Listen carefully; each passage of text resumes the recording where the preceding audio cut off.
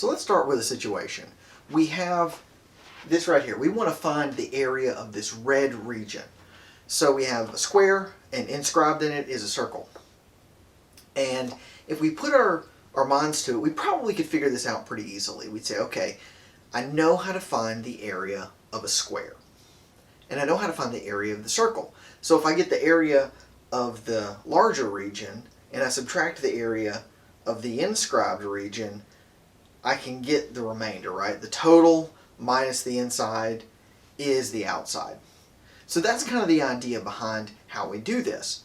The same idea actually extends to arbitrary functions as opposed to simple geometric shapes. So if we take a look at regions like 2 and 3 here, what we see is that we can follow the exact same process. So part of what we understood when we developed the idea of the integral was that this idea of what's called area under the curve, right? So what I could do, I'm going to go get another marker here real quick. So I could think about the area under the line g of x equals x.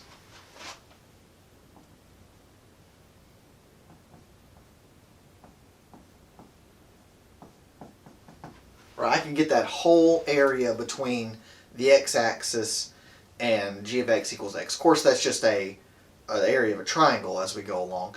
But if I wanted to get the area of just the red region, what I could do is I could then take just this green section, right? Just this green section, which is the area under the curve for x squared. And then I could subtract the area of that, or I could take the area of the triangle, and I could subtract this green region, and what's left over is that red region. It's pretty simple in practice. What you do is you take the area of the larger region, you subtract the area of the smaller region, and you have what's left over. You have that red strip.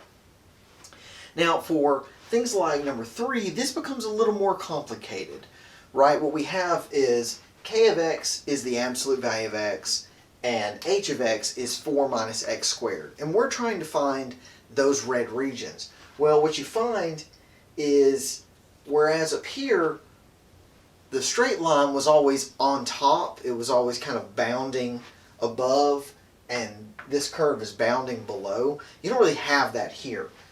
In this region and this region, the upper bound is that absolute value function. And it's actually the lower bound here, and the upper bound is the parabola here, and it's the lower bound over there. So this is kind of a complicated example, and we're not going to go through how you deconstruct that yet, because it's just it's beyond what we're trying to do right now. But the idea that I want to get to you is that we can carve up regions in very interesting ways. It's not just this is kind of interesting. Actually, it kind of looks like a cell picture or something like that because of the lines, but it's kind of interesting. And this is a little more interesting because we're moving past simple geometry, but this is a little scary, and it can get even scarier than that. But ultimately, what it falls down to is if we want to find the area, we want to find it of this so-called an outer region. So in this case, the outer region is that triangle here. And then the inner region is that green piece. So we have some sort of outer or bounding function, and then there's sort of an inner function that's sort of carving it through. And you simply say, okay, just like you did where you said, the outer region is the area of the square, the inner region is the area of the circle. You do the same idea with functions. You say you have an outer function f, and you have an inner function g. You say f minus g, and you integrate from some a to b. Now this is going to be a definite integral as opposed to an indefinite integral. You could perform the indefinite integral, but it doesn't make a lot of sense because we're almost always going from some sort of a to some sort of b. Now in this case, you're going to be going from A to B, B to C, and C to D, because those are 3 separate regions. And we're going to talk about how to do that in the upcoming videos.